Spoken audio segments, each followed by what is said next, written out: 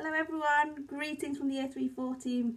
Mrs Daly here, checking in that everyone's okay. I have a special guest with me for part of this video. This is Coco. If you're in Silver Birch class, you know I speak about her a lot, and she's been keeping me very busy at the moment. I will be going through the maths challenge that I set you last week. I'll also be reading some more of our story. This morning I met a whale. And then hopefully I'll be introducing another activity from the booklet you can have a go at this week, and going through hopefully another math challenge you can have a go at and post into us at the website. Okay, let's check back in with our main character from our story. This morning I met a whale by Michael Morpurgo, with our main character called Michael, who often goes bird watching down the River Thames in London, and this time he's seeing something that's a little bit strange. I climbed the wall and ran along the shore. The tide was already going out fast. I could see at once that he was in great danger. If he stayed where he was, he'd soon be stranded. I was walking slowly, so as not to alarm him. Then I crouched down as close as I could get to him, the water lapping all around me. His great domed head was only just out of my reach. We were practically face to face, eye to eye. He had eyes that seemed to be able to look right into me. He was seeing everything I was thinking. I was sure he was expecting me to say something, so I did. "What are you doing here?" I asked him. "You're a bottlenose whale, aren't you? You shouldn't be here at all. You don't belong in the Thames. On my whale poster it says you live in the North Atlantic somewhere, so you should be up there, near Iceland or maybe near Scotland, but not down here. I've seen bottlenose whales on the telly too, on Planet Earth I think it was. There were lots of you all together, or maybe it was a pilot whales. I can't remember, but anyway, you always go around in schools, don't you, in huge family groups? I know you do. So how come you're all alone? Where's the rest of you? Maybe you're not all alone. Maybe some of your family came with you, and you got yourself a bit lost. Is that it?" He kept staring back at me out of his big, wide eye. I thought the best thing I could do was just to keep talking. I couldn't think what else to do. For a moment or two, I didn't know what else to say, and anyway, I suddenly felt a bit stupid just to talk to him. I mean, what if someone was watching me? Luckily, though, there was no one about, so instead I looked up the river, back towards Battersea Bridge, to see if any of his family might have come with him. But everywhere the river was empty, glassy, and still. There was nothing there, nothing that broke the surface anyway. He was alone. He'd come alone. And that's where it happened. The whale spoke. I'm telling you the truth, honest. The whale spoke to me. His voice was like an echoing whisper inside my head, like a talking thought. But it was him talking. It really was, I promise you. "No," he said, "my family's not with me. I'm all on my own. They came some of the way with me, and they're waiting for me back out at sea. And you're right, we do usually stay very close to our families. It's safer that way. But I had to do this bit alone. Grandfather said it would be the best. Grandfather would have come himself, but he couldn't. So I've come instead. Everyone said it was far too dangerous, and there was no point. That it was too late anyway, that people wouldn't listen, that they just won't learn, no matter what. But Grandfather knew differently.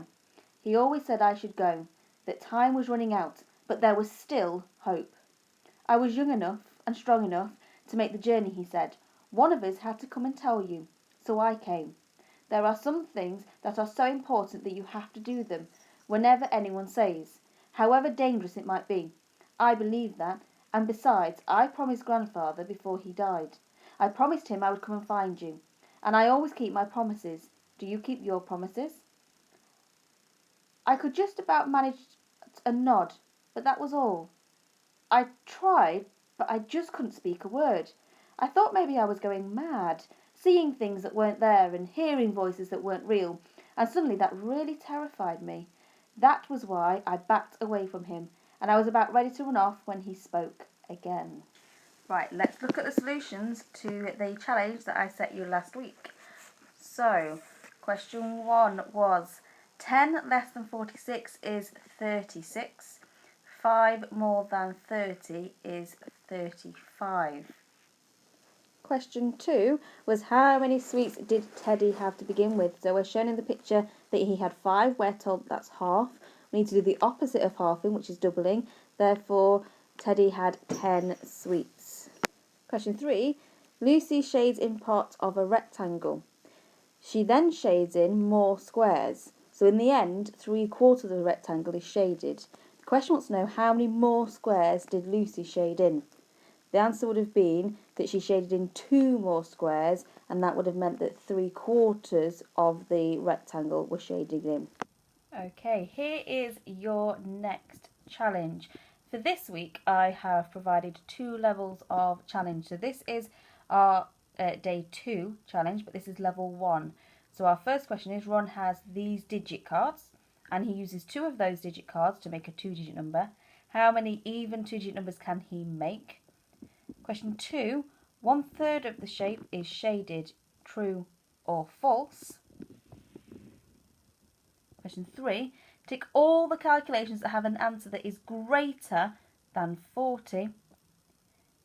Did you tick any without working them out? Here are your level 2 problems. Question 1. Ron and Eva make a 3-digit number from these digit cards. Ron makes the largest even number possible. Eva makes the smallest odd number possible. What is the difference between their numbers?